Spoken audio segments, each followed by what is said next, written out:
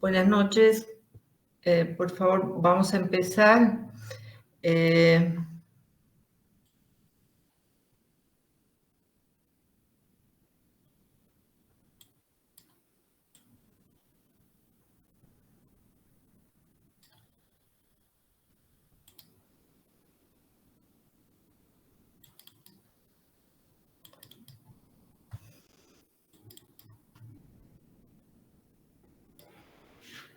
Hola, hola, ¿me escuchan? Perfecto. ¿El volumen está bien? Ya, podemos empezar entonces. Vamos a retomar, luego de que hicimos una breve repaso de los aspectos generales, embriológicos, histológicos, fisiológicos. Vamos a entrar en la patología tiroidea y lo que trato es de que ustedes comprendan cómo evaluamos estando en la consulta. Cuando estamos frente a una enfermedad tiroidea, les decía el otro día, estoy retomando las dos últimas o tres últimas diapositivas de la clase anterior. Siempre lo que trato es de tomar en cuenta que en el interrogatorio, en la elaboración de la historia clínica, no deje detalles importantes como antecedentes personales, antecedentes familiares y todo lo que han aprendido en la construcción de una adecuada historia clínica. Cuando ya nos dirigimos a la búsqueda de estas enfermedades, vamos a preguntarnos primero, vamos a interrogar en forma directa, dirigida, en la búsqueda de signos y síntomas, primero síntomas, en el interrogatorio, que nos hablen de la función del eje tiroideo, ¿verdad? Para establecer si mi paciente tiene eutiroidismo, si tiene hipertiroidismo, o el interrogatorio me está sugiriendo que el paciente tiene hipotiroidismo o hipofunción tiroidea. Aquí tengo un problemita, estructurales lo vamos a poner aquí al otro lado, ¿ya? Lo vamos a corregir. Entonces, en las alteraciones funcionales, esa es mi labor en el interrogatorio inicial. Preguntaré sobre la piel y faneras, preguntaré sobre si siente el paciente palpitaciones o no, cómo está su ritmo de catarsis, cómo está su sueño, cómo está su peso y una serie de datos que van a ver a posteriori. Ese es mi fin en el interrogatorio inicial, establecer si mi paciente tiene datos que me sugieran una disfunción tiroidea, que luego los corroboraré con laboratorios adecuados. Respecto a las alteraciones estructurales, paralelamente, no es que solo me voy a dedicar a investigar si mi paciente tiene hiper o hipotiroidismo, no. Paralelamente, también preguntaré sobre alteraciones estructurales, si el paciente notó un agrandamiento o engrosamiento del cuello. A veces el paciente acude ya con, encontré esto en mi cuello y me llamó la atención, por eso vengo. ¿Ya? Al finalizar mi interrogatorio y mi examen clínico, que es fundamental, yo tendré la capacidad de decir clínicamente, mi paciente sí tiene un bocio, vamos a poner un ejemplo, uninodular, pero no tiene datos clínicos de disfunción tiroidea. ¿Sí? Esta combinación es factible y es frecuente cuando sobre todo nos enfrentamos a neoplasias tiroideas malignas. O por el contrario, mi paciente sí tiene un bocio de diferente magnitud, y parece hipertiroidismo porque encontré esto al interrogatorio y al examen clínico corroboré esto y esto. No. Mi paciente puede tener datos clínicos de hipotiroidismo y yo no palpar glándula tiroidea. Me fijaré si tiene una cicatriz, porque es lógico, si tiene una cicatriz voy a decir, no voy a palpar la glándula tiroidea y mi paciente no recibió terapia sustitutiva y ahora tiene signos clínicos de hipotiroidismo. O mi paciente tiene, vamos a ponerle un bocio de buena magnitud, que lo veo a distancia, y además tiene signos y síntomas clínicos de hipertiroidismo. ¿No? O en muchos casos, incidentalmente, yo no voy a encontrar a la palpación nódulos pequeños y casualmente, por un estudio, por eso se llama incidentalmente, encuentran nódulos, pero dentro de un parénquima de tamaño normal. Por tanto, yo no le puedo poner bocio a eso. Voy a decir nódulos de hallazgo incidental y clínicamente eutiroideo. Entonces, miren todas las combinaciones que podemos concluir tras que hemos hecho el interrogatorio clínico y el examen clínico para combinar, o no combinar como en el primer caso, no combinar una disfunción, sino simplemente una alteración estructural. Entonces, vamos adelante. Esto lo hemos visto en la parte funcional y es importante recordarles nada más que por consenso, toda enfermedad que emerge de la tiroides es una enfermedad primaria. Toda enfermedad que emerge porque la causa está en la hipófisis, en este caso en la adenohipófisis, donde sabemos se secreta la hormona estimulante tiroidea, va a designarse con el sufijo central. Es decir, por ejemplo, hipotiroidismo central o secundario. Y finalmente, todo aquello que asienta que el origen de la disfunción es más arriba en el hipotálamo, la enfermedad será terciaria. Eso lo repasamos siempre en la práctica, pero bueno, debo pensar de que muchos de ustedes no hacen la práctica con el área de endocrinología. Y cuando estoy revisando la parte funcional, pues no tengo que olvidarme todo el impacto que hace la hormona tiroidea en mi organismo, para que yo pueda interrogar. Eso es fundamental. Y este esquema, que creo que también lo habíamos puesto antes, es eso. O sea, si yo sé dónde impacta la hormona tiroidea, que son muchos tejidos y órganos, yo voy a empezar a interrogar por cada uno de ellos. ¿No? Si es niño, es importante el tema de crecimiento porque tiene un impacto importante en las proteínas. Si es un adulto mayor y también un neonato, el tema de la función cerebral, y lo hemos dicho el otro día en las agenesias tiroideas, una reposición hormonal en caso de ser un hipotiroidismo neonatal es fundamental que sea lo más precoz para no dejar secuelas. Pero también hoy van a haber casos de disfunción en adultos mayores que comprometen mucho la función cerebral. Ni qué decir de la parte cardíaca, el consumo de oxígeno. Entonces, mi interrogatorio tiene que estar dirigido a la búsqueda de signos y síntomas que me hablen de una disfunción por falta o por exceso de hormonas tiroideas en los diferentes tejidos. Recordarles nada más que estos pasos semiológicos son fundamentales cuando yo hablo de la evaluación estructural. En la inspección, yo no he tocado al paciente, pero ya estoy viendo un cuello que no denota patología, se ve muy bien el trayecto del músculo, es un músculo muy importante, el esternocleidomastoideo, la horquilla external, el cartílago, el mentón, para ser una referencia de poder ir a ubicar donde normalmente se asienta la glándula tiroidea. Esta es una inspección. Una palpación, que ustedes lo saben muy bien, ya lo hemos visto el otro día, una palpación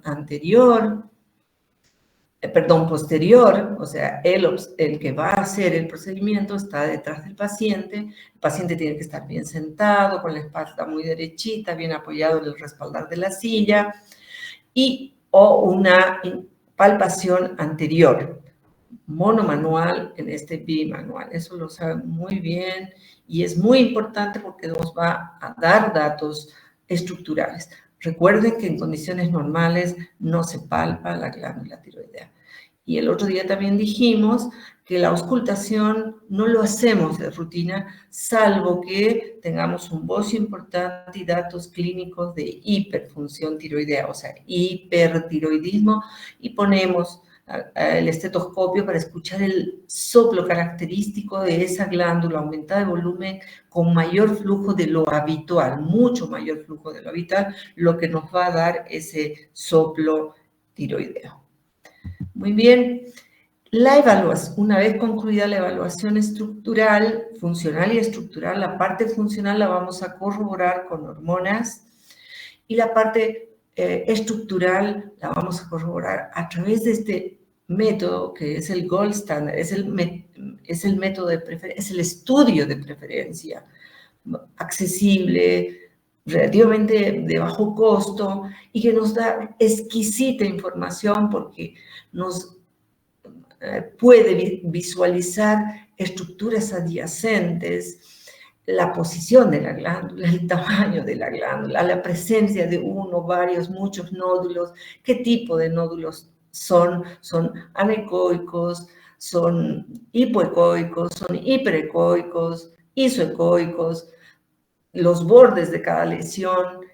Es exquisita, tan exquisita es la información, chicos, que con muchas veces que incidentalmente si se encuentra en una tomografía que involucre la región cervical baja alteraciones tiroideas, los médicos especialistas en el área, médicos imagenólogos, nos ponen completar estudio con una ecografía, porque es realmente exquisita la gran información que una buena ecografía hoy tridimensional nos da: el volumen, la altura, la longitud, muchos datos que nos van a permitir concluir nuestra evaluación. No se olviden de este dato. Bocio puede ser difuso, toda la glándula aumentada de volumen. Yo puedo seguir y encontrar toda difusamente aumentada. Uninodular, claramente estoy viendo un nódulo hacia el lóbulo izquierdo de la paciente, o multinodular, y además grado 3, ¿verdad?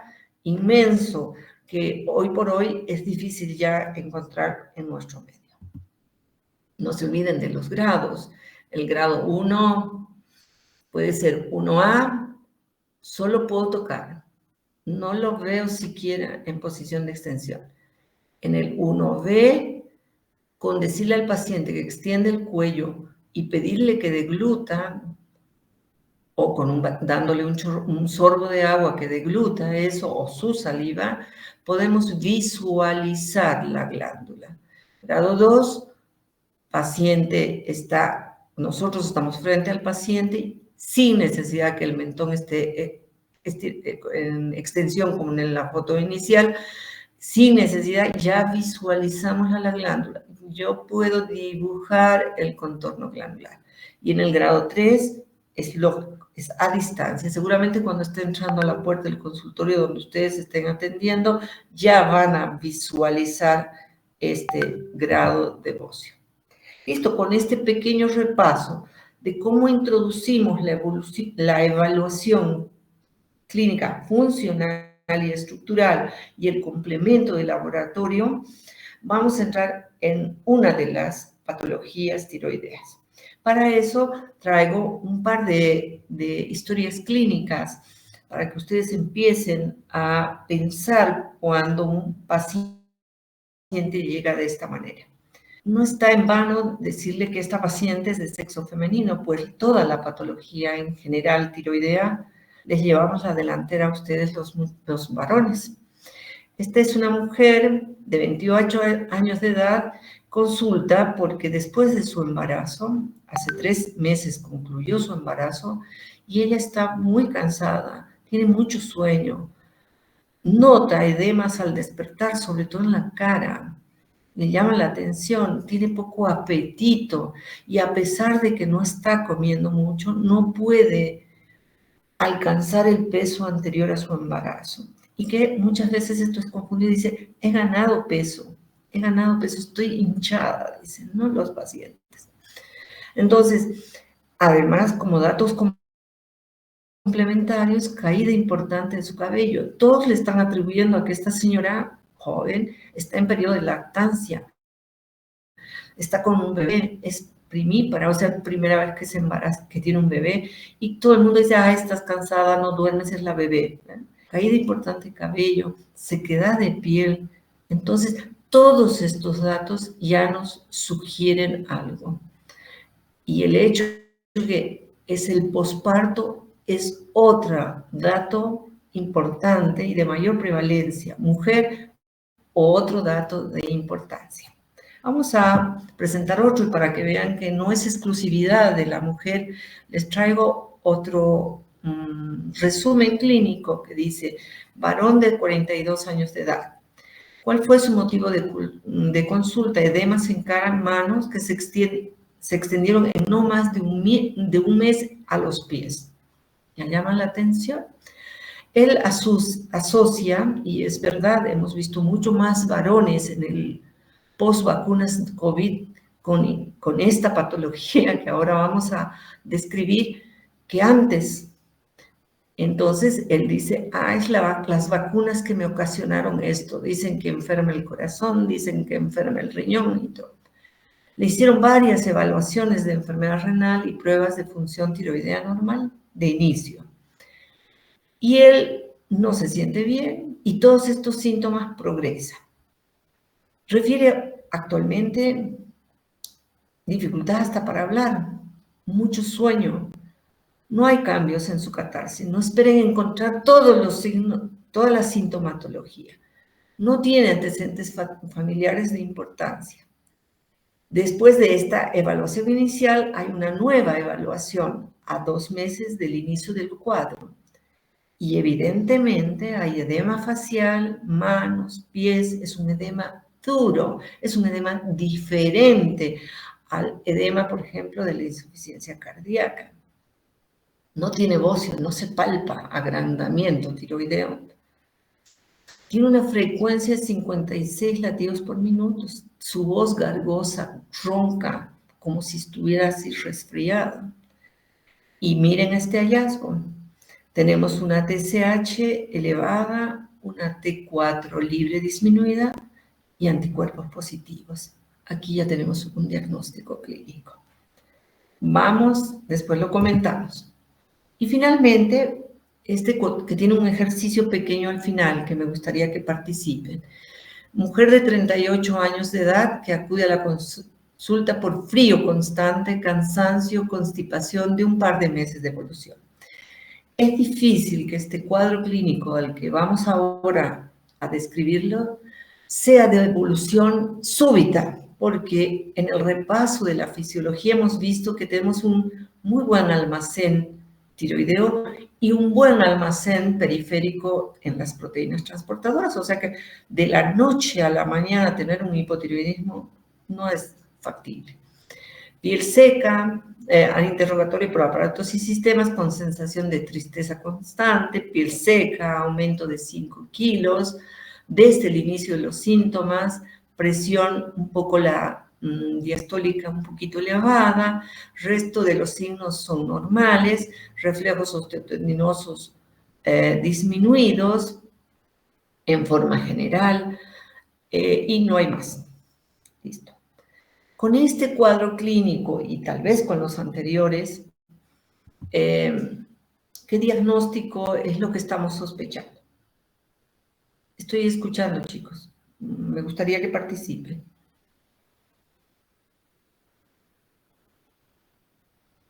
¿Me escuchan? Creo que no me escuchan. O se han dormido.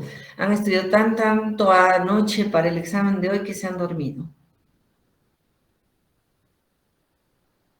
No, doctora, se lo escucho. Bueno, entonces participen. Si se equivocan, ahora, no después. Ahora, no en el próximo examen. Vamos, ¿qué están sospechando? Hipotiroidismo, doctora. ¿Hipotiroidismo?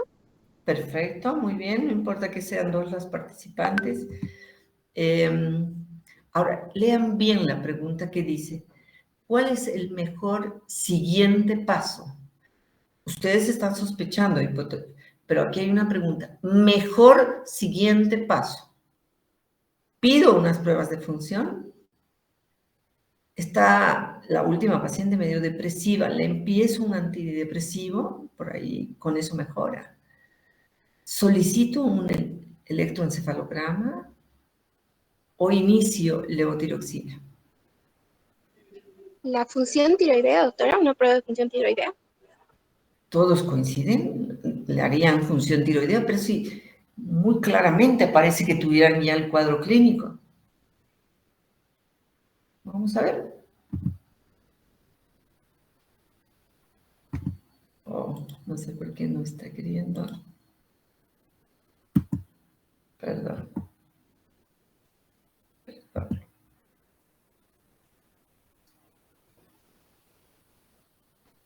Dice, ¿cuál es el tratamiento de esta enfermedad?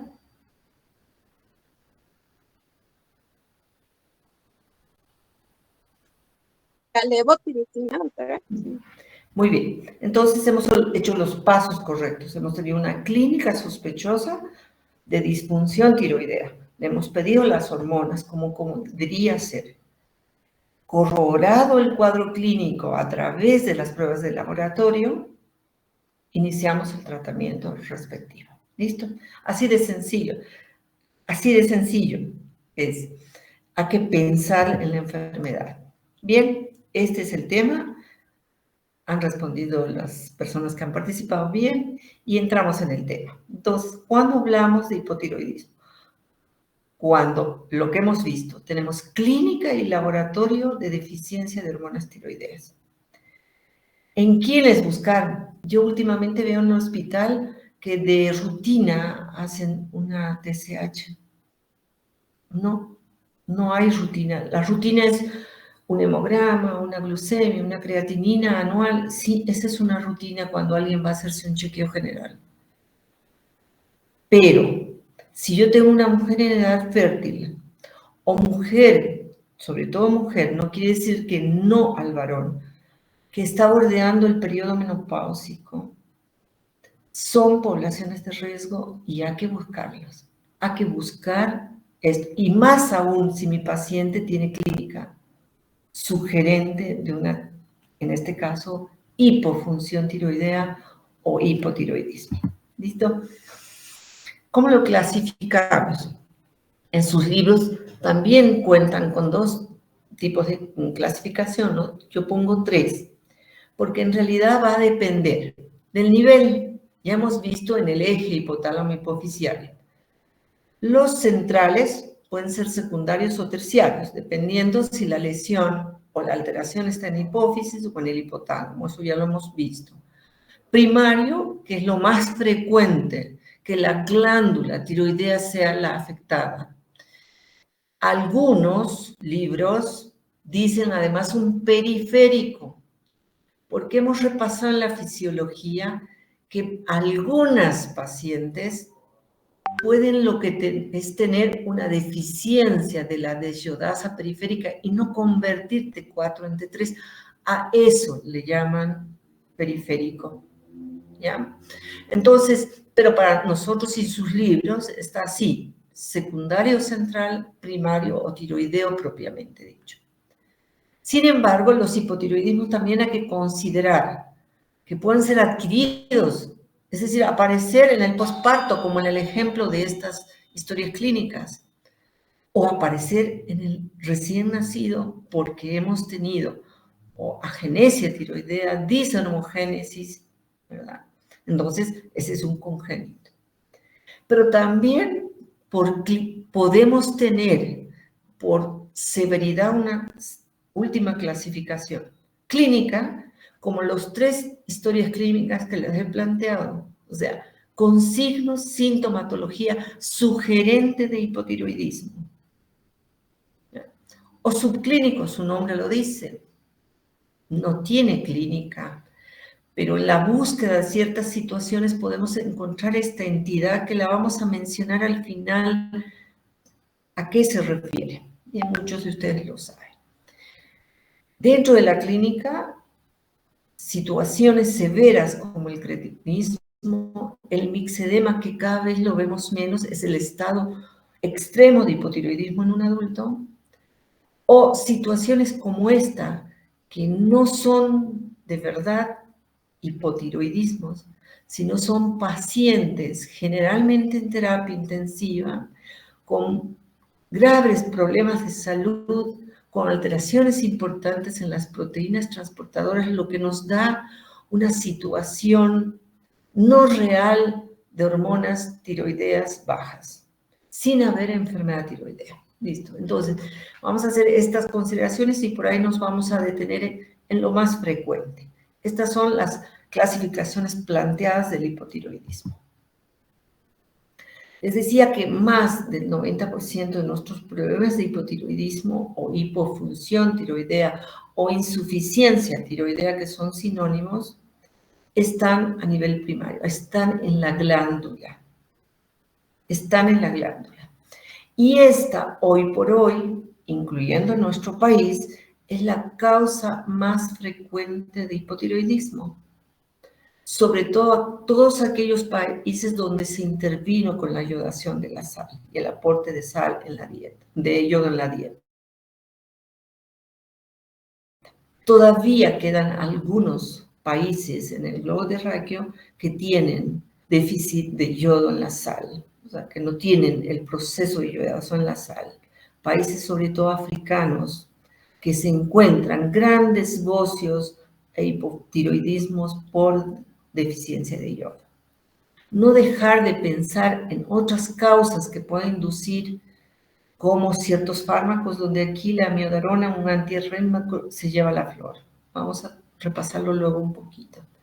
O que yo haya irradiado la glándula y destruido químicamente a través de material de yodo radioactivo y provoque un hipotiroidismo definitivo.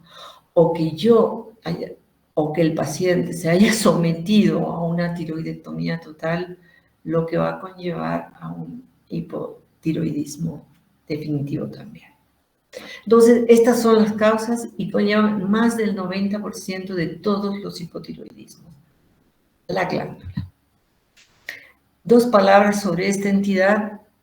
Debemos hacerla porque es la más frecuente de las enfermedades de los hipotiroidismos primarios. Es una entidad autoinmune, crónica, progresiva. No necesariamente al inicio vamos a encontrarlo con hipofunción, podemos ya tener presencia de anticuerpos que denoten una autoagresión tiroidea, pero todavía el paciente puede no estar en fases iniciales hipotiroidea. Por eso dice progresiva y en etapa final hipotiroidismo.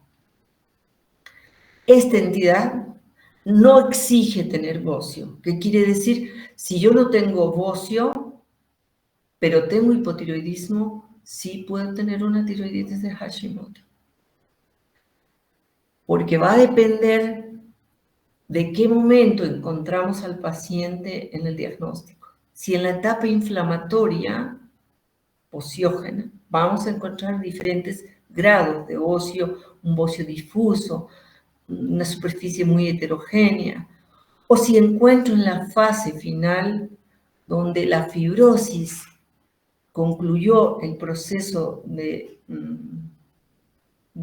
inflamación tiroidea y lo que provoca es una disminución del tamaño de la glándula, una atrofia. Por tanto, yo el examen clínico puedo no encontrar. Algunos pacientes refieren una sensación de presión y puede ser la fibrosis que tienen estos pacientes en esta etapa de la fase ya instalada de hipofunción tiroidea. Entonces, es importante que viene todo esto, una autodestrucción por inflamación, liberación de citoquinas a raíz del proceso inflamatorio autoinmune. Vamos en la otra, creamos una diapositiva donde dice, ¿cuál es la población? Eso les digo, no, yo no puedo pensar que todo el mundo va a tener tiroiditis de Hashimoto. Yo tengo que tener una población susceptible, una población de riesgo a la cual debo no dejarle de evaluar la glándula tiroidea. La edad de las pacientes, jóvenes, generalmente adultas jóvenes, enfermedad que tenga la paciente o que tenga un familiar próximo, familiar de primer grado, una enfermedad autoinmune. No es infrecuente que por ejemplo, la mamá haya tenido o tiene una artritis reumatoidea y ahora la paciente tenga una tiroiditis de Hashimoto. Ciertas enfermedades cromosómicas, vamos a ver después, están relacionadas con mayor incidencia de tiroiditis de Hashimoto. Y la etapa posparto, como es el ejemplo de una de las historias clínicas que les he mostrado. Como en la mayor parte de las entidades autoinmunes, diabetes tipo 1, artritis reumatoide, adrenalitis autoinmune, oforitis autoinmune, es el área afectada, el HLA, el área que codifica el complejo mayor de histocompatibilidad HLA, para cada patología aloptipos específicos predisponentes. ¿Ya? Sin embargo, no es la única alteración genética, porque se ha visto polimorfismo del CTLA4, PTNP22, NF22, ciertos síndromes, el Down, Turner, con mayor incidencia, y probablemente esto, factor relacionado al cromosoma X, explique por qué en las mujeres tenemos mayor incidencia de esta patología. Esto también explica la recurrencia entre hermanos, tasa de concordancia en gemelos monocigóticos no es absoluta, no supera el 60%. Se ha encontrado también un gen de tiroglobulina alterado en algunos de los pacientes portadores de esta enfermedad autoinmune. ¿Qué factores, como en todas las patologías autoinmunes, hay factores ambientales que facilitan, si quieres, son los inductores, los facilitadores, los que empujan para que eclosione esta enfermedad autoinmune? Si yo tengo una ingesta, parece contraria, ingesta elevada de yodo, cuando sabemos que el yodo es un muy buen sustrato, pero si yo estoy acostumbrada en este país mediterráneo a vivir con un aporte de yodo modesto y de pronto voy y empiezo en otro país a consumir más productos con yodo, esa diferencia, si yo tengo una HLA predisponente, una alteración, que es un antecedente familiar de enfermedades autoinmunes, y yo soy portadora de esto, esta elevada ingesta puede condicionarme el despertar de esta enfermedad. El tabaco es un agente ambiental importante, pues tengo que interrogar en este paciente si previo a la instalación del proceso de hipotiroidismo por una tiroiditis hubo infecciones bacterianas o víricas importantes, un estrés crónico como en muchas entidades autoinmunes, uso de ciertos fármacos, interferón, amiodarona, litio. Antiguamente el litio sí tenía importancia porque también interfiere en la introducción del yodo hacia la glándula tiroidea. Radiación, si el paciente tiene antecedentes de radiación para diferentes patologías tumorales, por ejemplo un linfoma, puede ser un agente precipitante de esta enfermedad o de neoplasias también. Esto de la radiación lo tenemos que tener en cuenta, no solo para esta entidad, sino también para neoplasias tiroideas, pesticidas, compuestos organoclorados.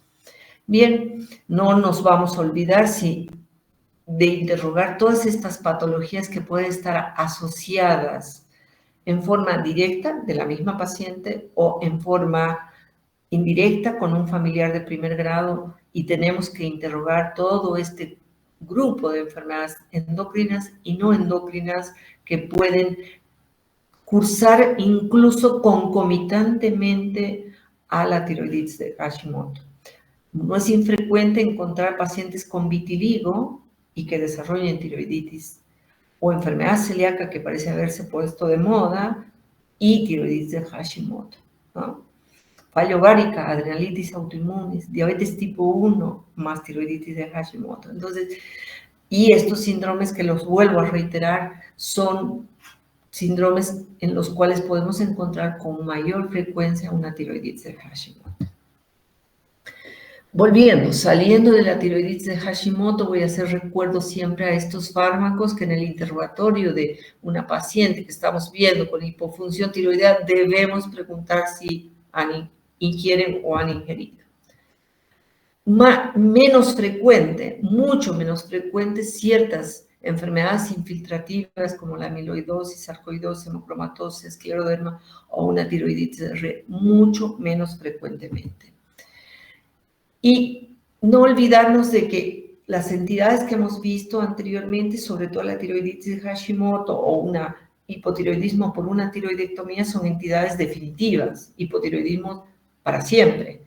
Sin embargo, podemos también a nivel primario tener hipotiroidismos transitorios que duren un par de semanas.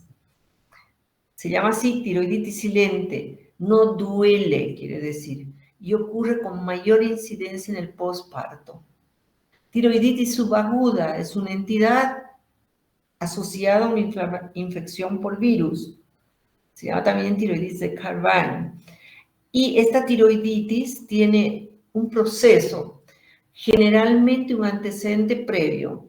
Si ustedes se interrogan, son pacientes que ya han pasado por 1 o 2 tratamientos antibióticos por infecciones de vías respiratorias altas. Hace 2, 3, 4 semanas le duele, y le duele con irradiación a los pabellones auriculares, los oídos. Y es un dolor exquisito cuando deglute su saliva o cuando toma líquidos o cuando come y hace pasar saliva. Es un proceso que puede inicialmente cursar con hipertiroidismo transitorio, luego una fase de hipotiroidismo transitorio y finalmente una recuperación absoluta tanto de la estructura como de la función tiroidea en un periodo que oscila entre 6, 8, 12 semanas aproximadamente, hasta la recuperación. Si este paciente no tuvo una patología previa, estos pacientes recuperan la integridad tanto funcional como estructural de su glándula. Y finalmente, es claro, si mi paciente, ya sea que tuvo anteriormente diagnóstico de tiroiditis de Hashimoto, no quiere tomar medicamentos, lo deja, o que fue operado y dejó de tomar, por supuesto, tenemos ese gran antecedente clínico como causa del hipotiroidismo. Le vamos a reponer y la paciente otra vez va a mejorar. Los hipotiroidismos centrales, terminamos los primarios. Los centrales, hemos dicho que pueden ser secundarios o terciarios, normalmente son muy poco frecuentes, peor los terciarios. Los centrales todavía podemos ver en tumores hipofisiarios que comprimen el área productora de TSH, una hipofisitis que puede ser incluso autoinmune, y ahí sí compromete todo el resto de hormonas, dando lugar a un panhipopituitarismo en este paciente. Pan quiere decir todas las hormonas hipofisiarias se van a ver comprometidas, ACTH, TSH, prolactina, si es chico, hormona de crecimiento, ¿no? Radiación hipofisiaria, un tumor que ya lo operaron, que recidivó, que le irradiaron, lo mismo. Normalmente un déficit aislado de TSH no produce una radiación, sino más bien muchas veces un panhipopituitarismo. Y si tenemos el antecedente de cirugía hipofisiaria por un tumor, ahí tenemos la etiología de esta patología. El cuadro clínico es similar. El hipotiroidismo, la hipotiroxinemia va a repercutir de la misma forma en todo el organismo. Tal vez lo que vamos a ver muchas veces es bocio, pero también en las tiroiditis de Hashimoto podemos no ver bocio. En las tiroidectomías tampoco tenemos bocio, porque ya lo operaron. Entonces, el bocio en esta entidad, que es el hipotiroidismo, no es condición importante para su diagnóstico. Y ahí les pongo una lista de signos y síntomas que lo pueden encontrar en su libro, que están relacionados con el impacto de la hipotiroxinemia en las diferentes estructuras del organismo, astenia, letargia, tendencia al sueño, intolerancia. No esperen encontrar todo en todos los pacientes. Unos hacen un poco más de sintomatología mucocutánea, otras más neurológica, otras más gastrointestinal, otras más cardiológicas. Y en los signos, bradicardia, sequedad, voz ronca, eso, ojo con la piel, es una piel especial, dura, gruesita, no deja el edema del hipotiroideo una impronta como lo deja el del paciente de la insuficiencia cardíaca. Tendencia al sueño, se vuelven lentos, con trastornos de la memoria, como ese paciente varón que ya no podía ni hablar. ¿Por qué? Porque el edema asentado en la lengua no le permitía hacer articulación correcta de las palabras, hiporreflexia, edema facial, periorbitario, edema periférico. Entonces, todos estos síntomas y signos que hay que buscarlos. Diagnóstico. El hipotiroidismo se asocia con hipercolesterolemia y muchas veces corrigiendo el hipotiroidismo, el colesterol también se corrige, hiponatremia, hiperprolactinemia para las entidades primarias. Los hipotiroidismos primarios que cursan con hormonas bajas, como dice acá, con TSH aumentado, por estímulo central hipotalámico, la TRH va a estimular a la prolactina también, y por eso es que muchos de estos pacientes con hipotiroidismo primario pueden cursar con hiperprolactinemia modesta, no son hiperprolactinemia severa. Corrijo la tiroides, también la hiperprolactinemia se va a corregir. Anemia, hipoglucemia.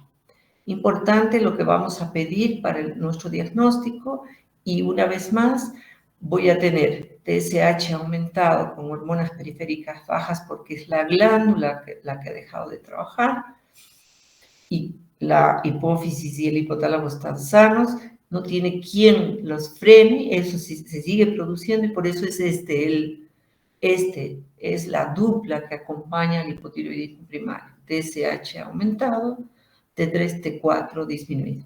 En cambio, cuando mi problema es central, vamos a ir a la hipófisis, hay un tumor comprimido, hay una irradiación, una inflamación, no tengo TSH y por tanto no tengo capacidad, porque hemos visto en la síntesis de hormona tiroidea cuán importante es el estímulo de TSH.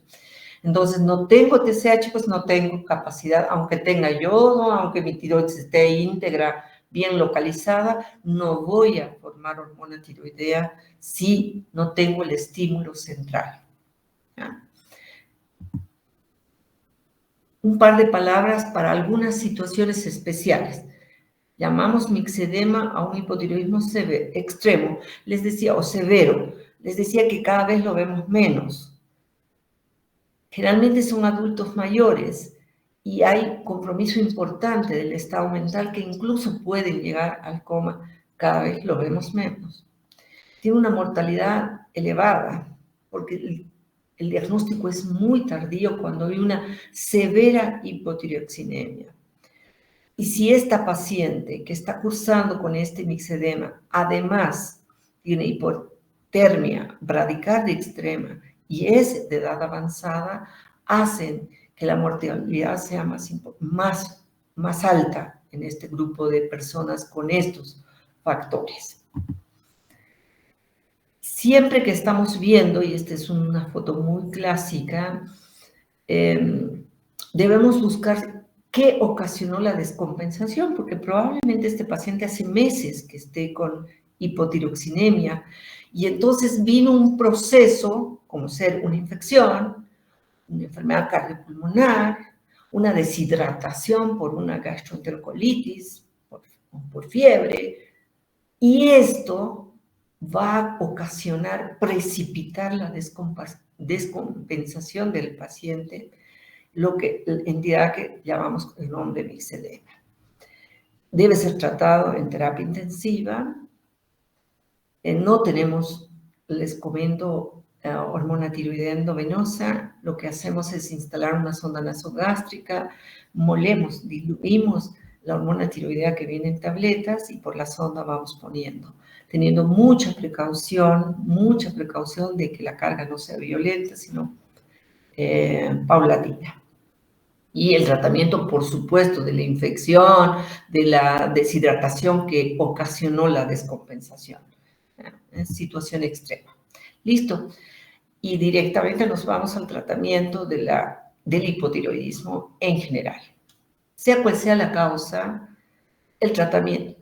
Si es déficit de TSH, chicos, el tratamiento es hormona tiroidea. No hay TSH, hay a la venta, no accesible en nuestro medio, de altísimo costo. Y lo que hace, se le da hormona tiroidea. Si mi paciente tiene un déficit de TRH, hormona liberadora hipotalámica de la tirotrofina, ¿qué le doy? Hormona tiroidea, levotiroxina, T4. ¿Por qué T4 y no T3? Porque, gracias a Dios, la mayoría de nuestros pacientes no tiene déficit de esa enzima que hemos hablado, de esa deshidratación, y hacemos que su cuerpo lo convierta en T3 para utilizar lo que necesita. Si bien aquí en sus libros dice que la dosis de reposición es por microgramos kilopeso, en la práctica no es aplicable. El grado de hipotiroidismo de cada individuo es diferente. Su dosis es diferente. Entonces es importante en la reposición la clínica. Le doy, veo en un periodo X, lo examino y veo si puedo aumentarle. Todavía tengo signos clínicos. Y después de un periodo de 2, 3 meses, le voy a pedir una TSH y hormonas tiroideas para corroborar lo que clínicamente estoy viendo, lo que clínico. Sí estoy de acuerdo que la reposición, no sé por qué no estoy sin el, pero un ratito. Sí, estoy de acuerdo que la dosis de reposición en ancianos tiene que ser más prudente. Que piensen que el grado de la capacidad cardiopulmonar no es la misma. Entonces, la reposición tiene que ser más lenta, empezar con dosis más chicas y un ascenso más paulatino. Lo que no nos pasa en los jóvenes, cuando es evidente el hipotiroidismo, podemos incluso decir, vayan aumentando cada semana un poco su dosis y nos vemos en un mes. O sea, así de fácil es la reposición cuando tenemos claro un diagnóstico. Siempre en ayuno. Se recomienda media hora, 1 hora mejor y con agua. Tiene muy baja biodisponibilidad esta hormona y no debe estar combinada con ninguno al mismo tiempo. Vamos a separar la ingesta de varios fármacos y tomar en cuenta que pueden haber interacción con estos de la lista. Así como no recomendamos con omeprazol, antiácidos, junto con, este tiene que ir solito, es un medicamento, ya les he dicho, de muy baja biodisponibilidad. Y no olvidarse que, como cualquier fármaco, tiene efectos secundarios. Si yo le doy en dosis alta, puedo ocasionar taquiarritmias o aumentar la actividad osteoclástica generando un aumento de la resorción ósea y que me va a llevar a osteoporosis. Si mi paciente tiene enfermedad coronaria o insuficiencia adrenal limítrofe, que debería tratar primero la insuficiencia adrenal, voy a poder precipitar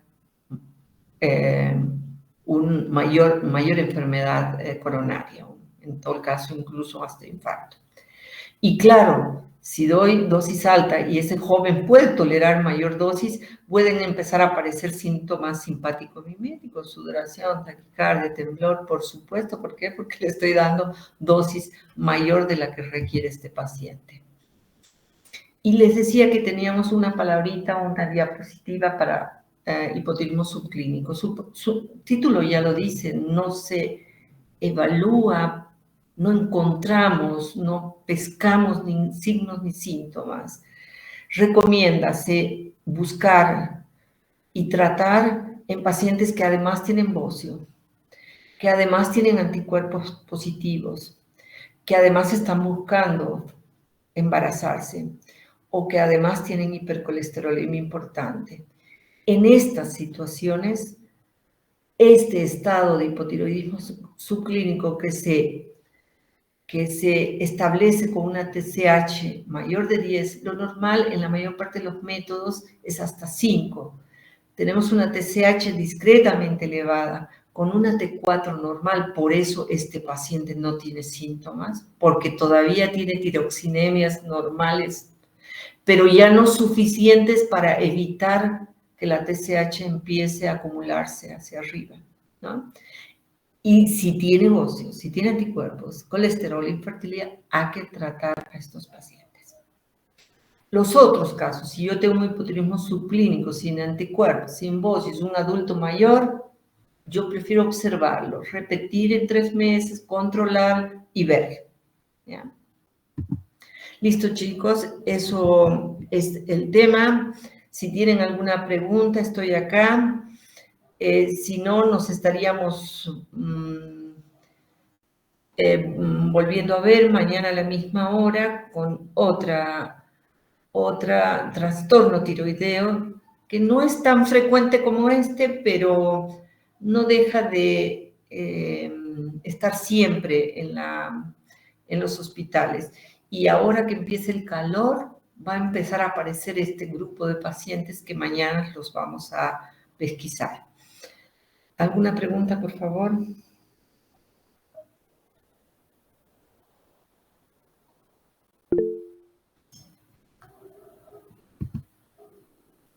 Ninguna, está todo clarito. Doctora. Sí, dime.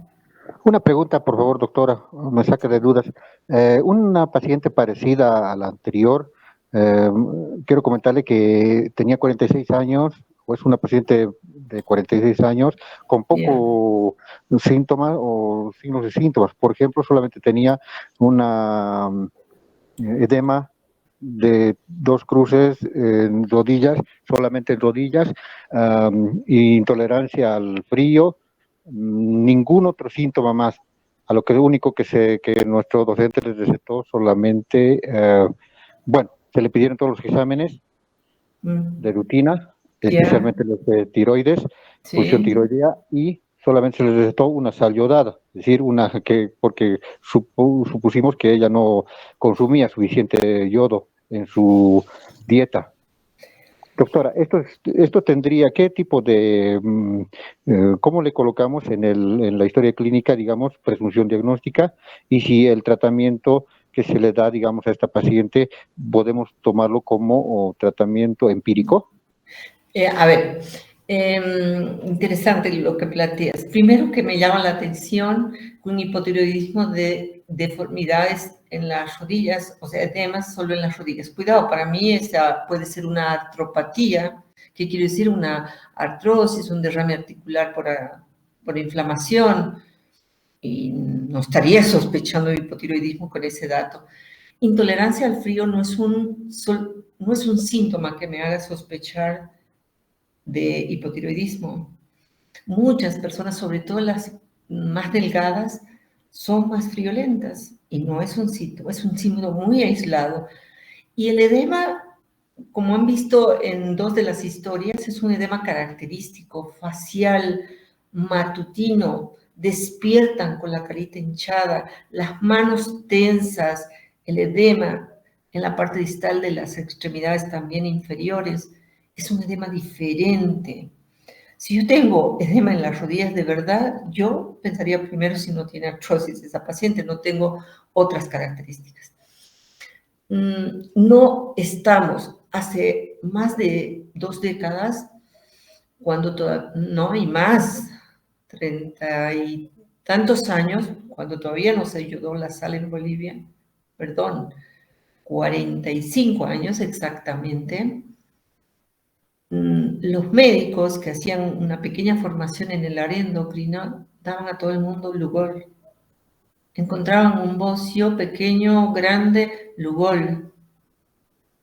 Hoy sabemos que el yodo debe ser de un aporte diario, que gracias a Dios la mayor parte de nuestra sal que nos llega para la venta es sal yodada. No tendríamos por qué adicionar. Porque si ustedes han visto en factores de riesgo de tiroiditis de Hashimoto, un aporte excesivo de yodo podría inducir una disfunción tiroidea.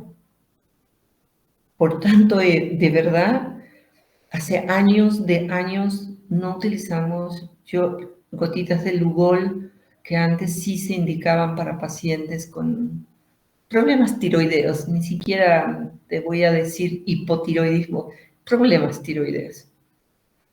¿Ya? Entonces, no es algo que esté vigente, salvo que tengas una población bien estudiada, que no le llegue la sal yodada y que haya corroborado la presencia de hipotiroidismo en la población y que además bocio en la población X estudiada.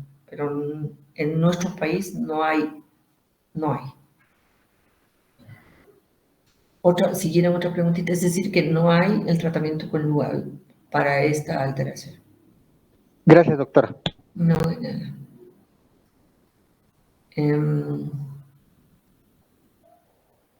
Bueno, creo que sí, se ha reorganizado un poquito de tal manera que las diapositivas quedan muy concretas, muy prácticas y muy fáciles de entender. Ustedes le echan una leída más a su libro de medicina interna y van a engranar muy bien todo esto, ¿ya?